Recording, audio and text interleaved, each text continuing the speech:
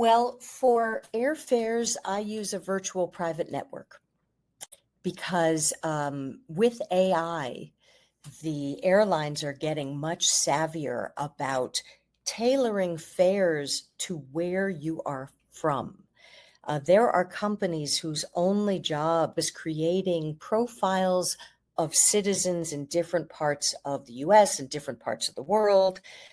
And so they know what the most popular brand of car is where you live. They know what your rent probably is. So instead of the airlines looking to one another and seeing what the other airlines are doing and pricing airfares to be competitive, with AI, it's all shifting a bit, and they are uh, playing around with how much they think you will be willing to spend. And so prices are ticking up. But if you use a virtual private network, which hides where you're from, you can set your browser, say you're going from New York to Paris. You can see how much the Parisians are paying, how much New Yorkers are paying, how much it'll cost if it says you're in Ohio. And believe it or not, you will see 3 different prices. So that's a good thing to be doing for hotels as well. I mean, all of these, you have to remember 1 out of every 10 human beings on earth works in the travel industry. It is one of the most massive industries on the planet. It's a wealthy industry, and they are using every cutting edge tool to get you to pay more than you want to. So you need to be strategic about this. So VPNs are a great thing to do. As I said earlier, you want to go with the impartial sources of travel. So on frommers.com, to give one example, we're always trying to put out consumer-friendly articles on how to save. I mean, there's a lot of old school journalistic sources that are good for this type of information. We also have an article on which are the best search engines for airfares. Everybody always says Google Flights. When we had a researcher spend months, doing flight comparisons, he found that Google found the cheapest flights exactly 0% of the time. It was the fastest, and it had a lot of bells and whistles, but so do many other sites. There were 2 sister sites, Momondo and Kayak, that in our recent test most consistently found the lowest price.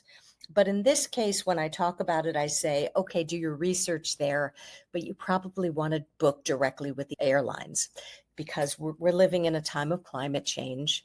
There are crazy weather patterns that are disrupting flights.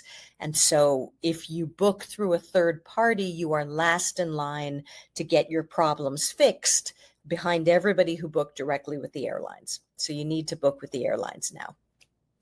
Absolutely. One of the things that I've been using, I'd love to get your feedback on, is I look at the price of the airfare to get to said destination, like Iceland, for example. And then I look at the combined vacation package deals that come out, and I compare the airfare alone to the bundled vacation price.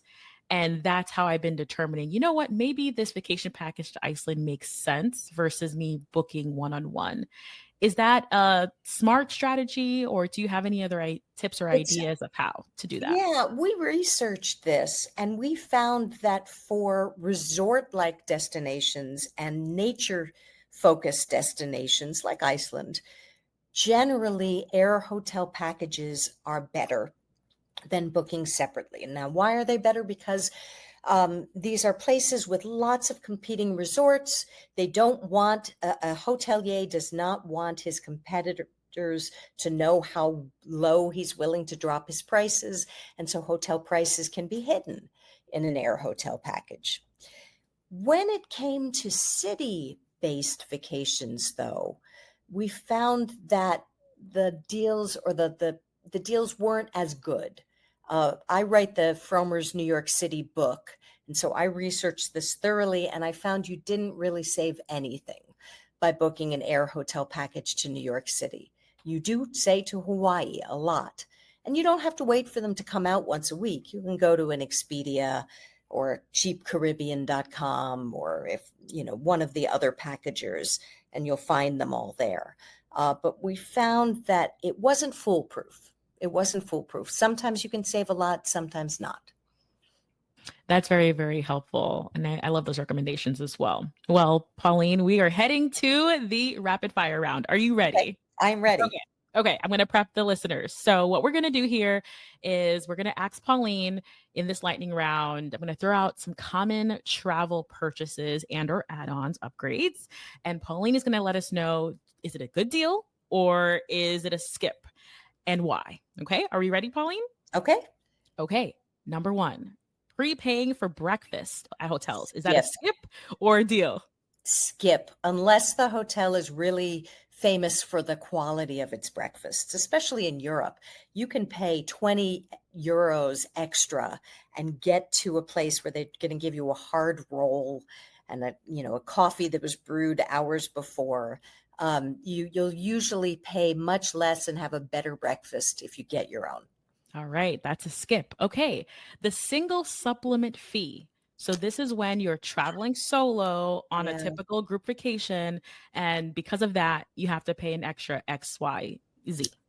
You don't usually get the choice whether to skip it. I mean, if the single supplement is being charged, I don't know any way around it. So maybe if you don't want to pay it, look for another company that has a similar tour or cruise or whatever it is that doesn't charge the single supplement. But in certain markets, you're going to be stuck with it, sadly. Yes. Okay. Next one, travel insurance upsells at checkout. So, for example, you're about to book a flight, and then at the bottom, they're like, add this in. Deal or skip? Always skip. You never want to buy travel insurance from the company you are traveling with. You don't want to do it for two reasons. One is they're going to make a commission, so you're paying extra for their commission. Second is if they go belly up, you've probably lost your insurance too, the insurance that would have given you your money back. There was a very famous British company, Thomas Cook, that had been in business for over 150 years. It went belly up during the pandemic. A lot of people who had bought travel insurance through them also lost their travel insurance. Nobody thought they would go belly up, but you just don't know. All right. Drink packages on cruises. Deal or skip? Wow. I just think the amount you have to drink to make those pay off is way above how much I weigh. I couldn't drink that much on a cruise. So, you know yourself. Got it. Priority boarding. Deal or skip? Oh, skip it. Who wants to spend more time on the plane? City tourist passes. Deal or skip? That depends on the city.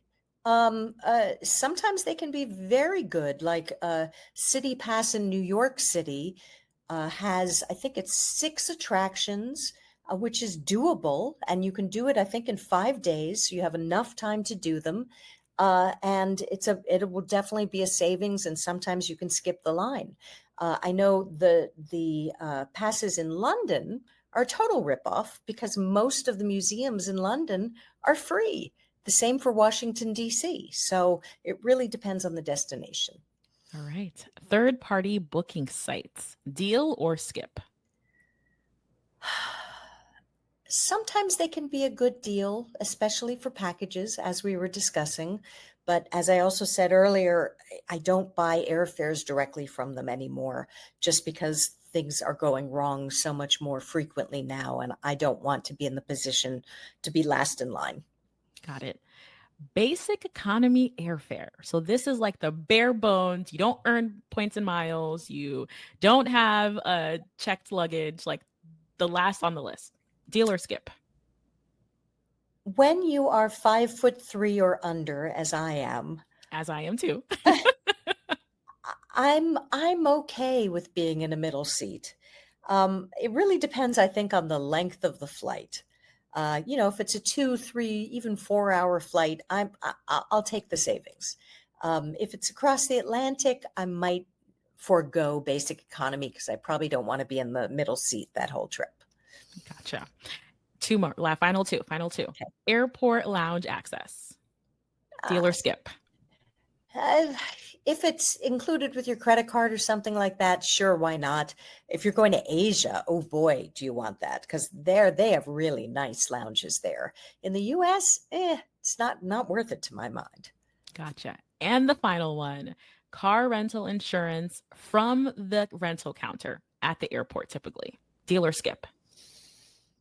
It all depends on whether you own a car, what your own insurance will cover, what country you're going to. If you go to Ireland, you're not allowed to skip the insurance.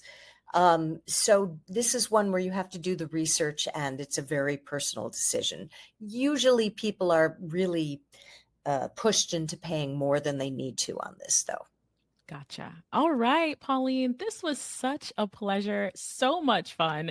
I Oh, have a thank you. page full of notes. So this was absolutely wonderful. Well, you gave me better questions than I usually get. So I am so thrilled to talk to you. This was a delight.